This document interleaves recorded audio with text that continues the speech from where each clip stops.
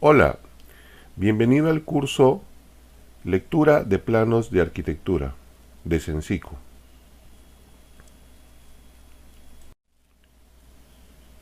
Vamos a presentar la unidad de aprendizaje número 4. Lectura e interpretación de los planos de detalles de acabados en proyectos de arquitectura de viviendas y edificaciones comerciales. Acabados. Se conoce como acabados, revestimientos o recubrimientos, a todos aquellos materiales finales que se colocan sobre los pisos y elementos portantes, como muros, forjados o cubiertas, que tienen como función proteger, sellando o impermeabilizando dichos elementos, a la vez que cumplir una función estética. Generalmente los acabados aparecen en la última parte del proceso constructivo de una edificación.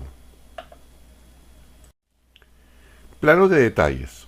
Son los planos en los que se grafican los elementos constructivos y acabados más importantes, mostrando sus características en una escala mayor, como la cocina, servicios higiénicos, escaleras, carpintería de madera y carpintería metálica. Las escalas más utilizadas son 1 en 25, 1 en 20, 1 en 10 y 1 en 5. En este gráfico mostramos los distintos elementos y o distintas capas que aparecen en un proceso constructivo. Tiene la intención de mostrar los procesos constructivos y los elementos que conforman cada una de las partes de la edificación, como se muestra en la imagen. Por ejemplo, para el tema de los acabados de los pisos, conforme se va diseñando el plano general de la obra, el arquitecto constructor y el propietario irán definiendo diversos revestimientos que llevarán los pisos de la edificación en función a su uso. Entre ellos pueden existir pisos de ladrillo, que se colocan sobre suelos o terrenos nivelados, encajonados o con contención lateral, pudiendo fijarse con mortero de cemento o posarse sobre cama de arena fina. Los pisos de madera, que pueden tomar varios acabados, elegantes y clásicos, rústicos o incluso modernos. Pueden trabajarse en tonos naturales, con vetas a la vista, o también pueden pintarse y barnizarse en diversos acabados. Los pisos cerámicos, que son los más habituales y que vienen predefinidos en baldosas de diversos formatos. Pisos de mármol, elegante, frío y sobrio. El piso de mármol es ideal para interiores de grandes tamaños y hogares de estilo sobrio. Tenemos también pisos de cemento y de hormigón. El cemento alisado es una opción ideal para exteriores, aunque los interiores rústicos también se benefician. Pisos mosaicos son mucho más laboriosos en su colocación, aunque mucho más estéticos y de alta durabilidad. Pisos de mármol y granito. Los pisos de granito son de altísima elegancia y sobriedad, muy resistentes y clásicos. Los pisos flotantes. Estos pisos premoldeados en fábrica se acomodan sobre vigas y tarimas, sobre el contrapiso o sobre el piso ya existente. Los pisos de vinilo, linoleum o de goma. Estas opciones se colocan sobre pisos existentes o contrapisos perfectamente alisados y aislados. Los pisos de alfombra, una opción ideal para pisos existentes en mal estado, para renovar su aspecto por mucho menos costo. En esta imagen nosotros podemos apreciar, por ejemplo, un piso flotante, Es un piso laminado de madera. En esta imagen podemos observar un piso de alfombra y en esta imagen podemos observar un piso de mármol.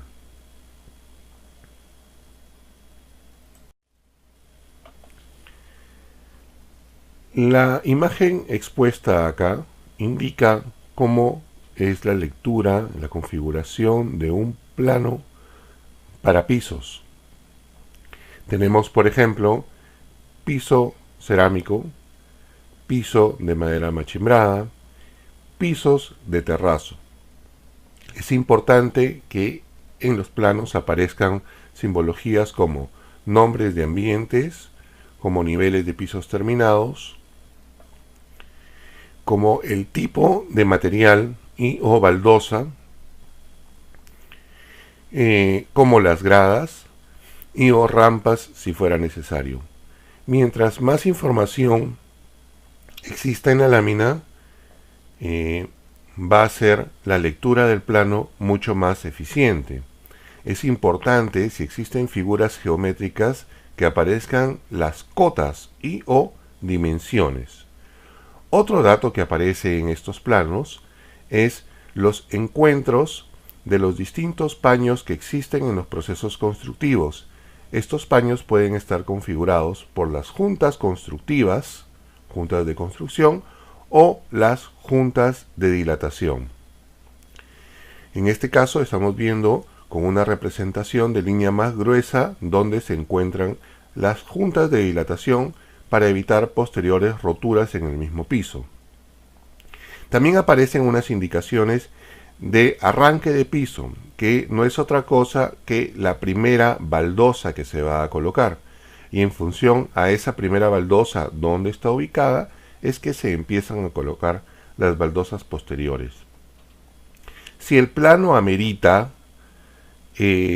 hacer un incremento en el tamaño gráfico, o sea, mejor dicho, un desarrollo posterior o una ampliación, es necesario añadirlo.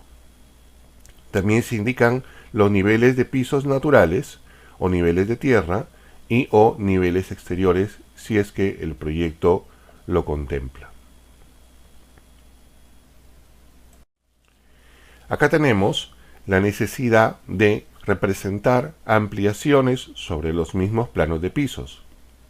Por ejemplo, en este caso se está colocando un detalle constructivo de las gradas.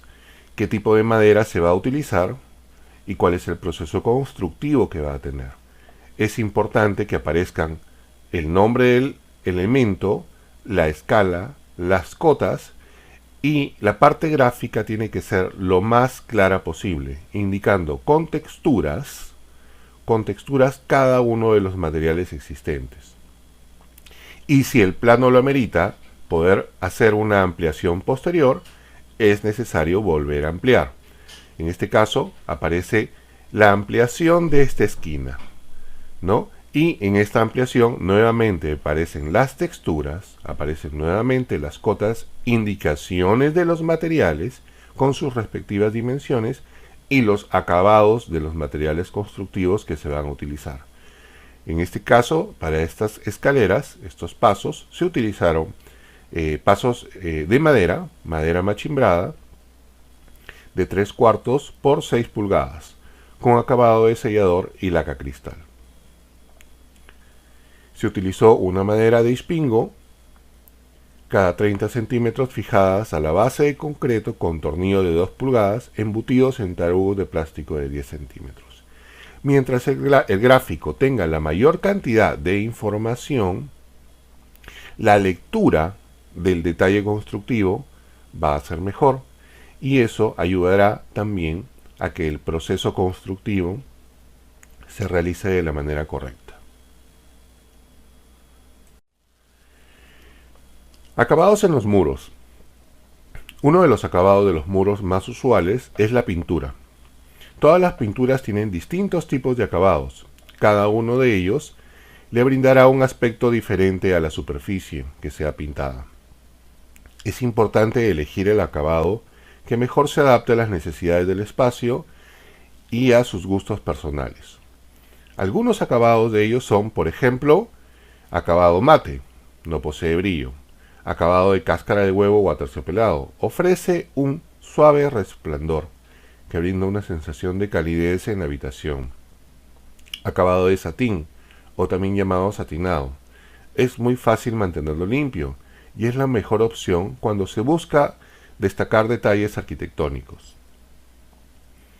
Acabado brillante o gloss, tal como su nombre lo indica, este tipo de acabado destaca por su notable brillo. Y acabado súper brillante o high gloss. Aunque no es común, la pintura de acabado súper brillante suele utilizarse en piezas automotrices, artesanías o para pintar algún elemento en casa. Enchapes son recubrimientos o revestimientos que se aplican a diferentes elementos constructivos, como muros, escaleras, columnas, vigas, para dar mayor durabilidad y resistencia a los elementos.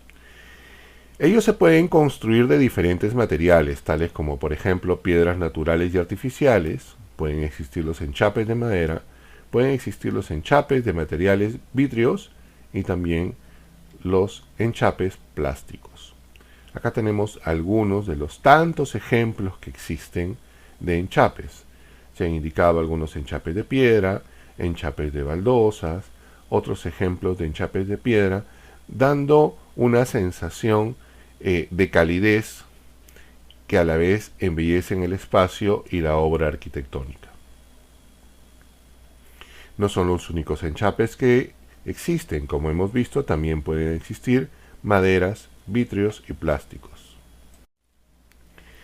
Parte del encuentro del muro con los pisos son, por ejemplo, los zócalos, ¿no? Como la imagen lo muestra, es el encuentro de lo que son paredes con pisos.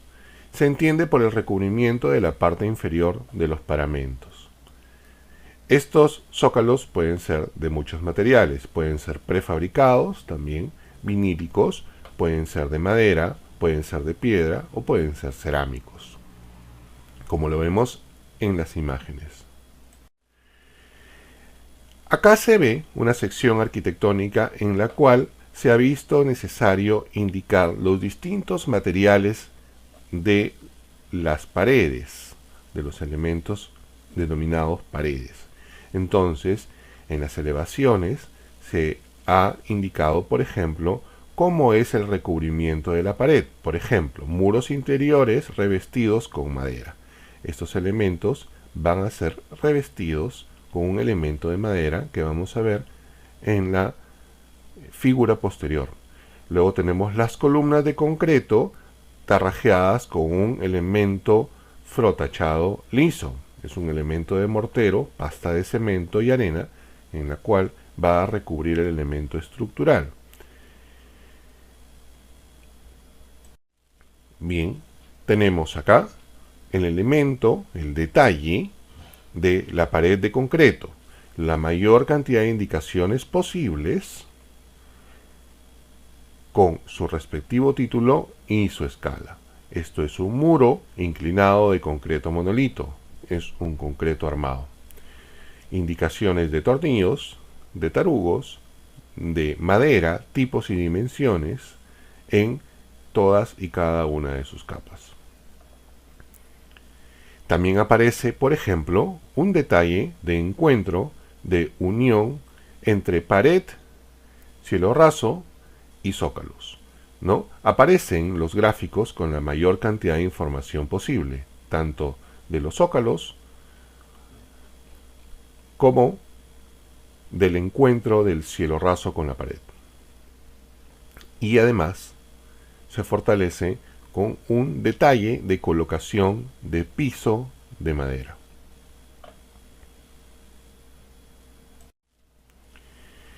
También es necesario incorporar otros detalles como lo son detalles de muro de drywall. Estos detalles generalmente son detalles estándar porque los elementos del drywall, en este caso, en este ejemplo, el superboard, que es una placa de roca de yeso, Ya son elementos preconfigurados, son elementos prefabricados y tienen una estandarización en su proceso constructivo. Eso nos lleva también a una estandarización en el proceso gráfico de los planos de detalle. Es necesario también que aparezcan la mayor cantidad de gráficos posibles para la colocación de cielos rasos, si es que estos también llevan procesos constructivos de prefabricación. En este caso se está indicando con una perspectiva los elementos de fijación de las baldosas de cielo raso, con sus respectivas estructuras y sus respectivos tirantes. Aquí se va a indicar los materiales constructivos y las especificaciones técnicas de cada uno de sus elementos, así como también el dimensionamiento, las cotas, ¿no? Y donde se colocan los puntos de iluminación. Si el gráfico lo amerita, es necesario hacer ampliaciones, como lo hemos visto en los gráficos anteriores. El resultado siempre va a ser unas mejoras en el acondicionamiento del espacio, ya sea para efectos térmicos, ya sea para efectos acústicos o para ambos. El embellecimiento del espacio es importante porque es lo que busca la arquitectura, además de darle funcionabilidad a el espacio arquitectónico. Dentro de los planos de detalles de acabados, también se deben incorporar los elementos como detalles de escaleras, como estamos viendo en este gráfico, detalles de ventanas, como son las ventanas, en elevaciones, en cortes o en ampliaciones de los propios elementos, detalles en puertas bajo las mismas condiciones que las ventanas, en secciones, en elevaciones o en ampliaciones de cada uno de los elementos, o también pueden ser detalles de mamparas.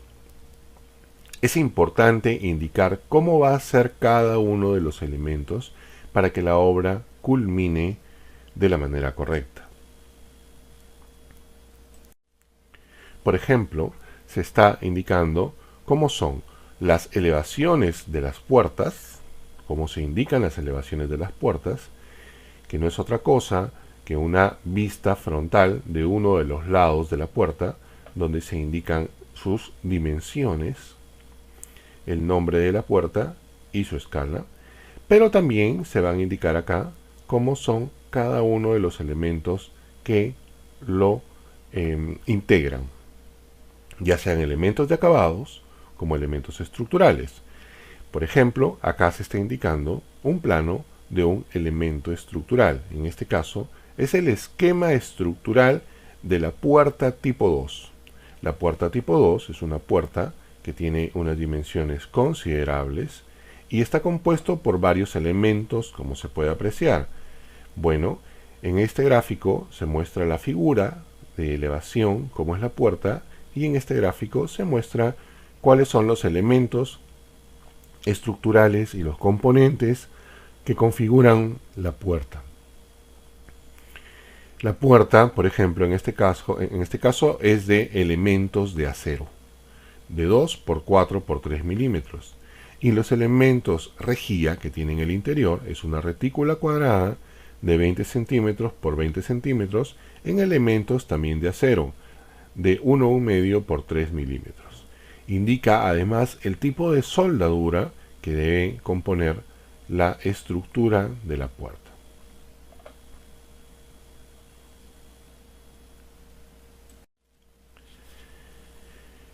Cuando nosotros hacemos las respectivas ampliaciones, vamos a poder ver cómo se configuran los elementos en el interior. Si bien es cierto, la puerta que hemos visto en el ejemplo anterior era una puerta de estructura metálica, pero como vemos en el detalle, es una puerta que está enchapada en madera, de tal forma que exteriormente se aprecia de material madera, pero interiormente, por sus dimensiones, era una estructura metálica, de tubos rectangulares, como vimos en las especificaciones anteriores, y de tubos cuadrados. Se hicieron los cortes, las secciones de los lados y se hicieron las secciones de las partes superiores. Estos detalles pueden alcanzar incluso escalas 1 en 1. Acá tenemos un ejemplo de una puerta 3, que es una puerta de cerco, es una puerta exterior. Está compuesta por elementos metálicos también, como podemos apreciar en la imagen. Mientras mayor cantidad de información contenga el gráfico, el proceso constructivo del elemento va a ser lógicamente mucho más eficiente y va a llevar a la optimización de los errores o eliminación de los errores.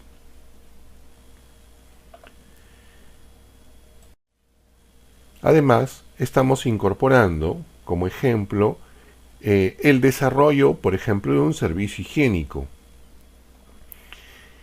Es necesario hacer ampliaciones de los ambientes. En este caso, el plano de detalle incorpora un baño a escala 1 en 20. Aquí se van a indicar los pisos y su proceso constructivo, cada uno de los elementos lavatorios que se va a utilizar, inodoros, barras para los baños para discapacitados y todos y cada uno de los elementos que conforman el servicio higiénico. Entre ellos van a estar, por ejemplo, las papeleras, los urinarios, entre otras cosas. Y si el plano amerita una ampliación, como en este caso se ha incorporado una ampliación de la parte de los lavamanos. Se le ha asignado un corte y se va indicando todos y cada uno de los elementos que configuran el elemento arquitectónico lavatorio. ¿Sí? Aquí se van a indicar y se van a graficar de la manera correcta los pisos, los enchapes de las paredes, las trampas o descargas de los lavadores, el lavador propiamente dicho, el enchape de la mesada, los elementos como espejos o incluso lámparas que pueden ayudar a la visualización de las personas que utilizan, en este caso, el lavador. Recuerden que es sumamente importante siempre la aparición de las medidas. En este caso, todo se está acotando para facilitar el proceso constructivo. Las medidas pueden colocarse a los costados del gráfico, como vemos por ejemplo en la planta o en la sección, o incluso sobre los mismos elementos. ¿Ok? Bien, esto ha sido todo en esta unidad. Muchas gracias.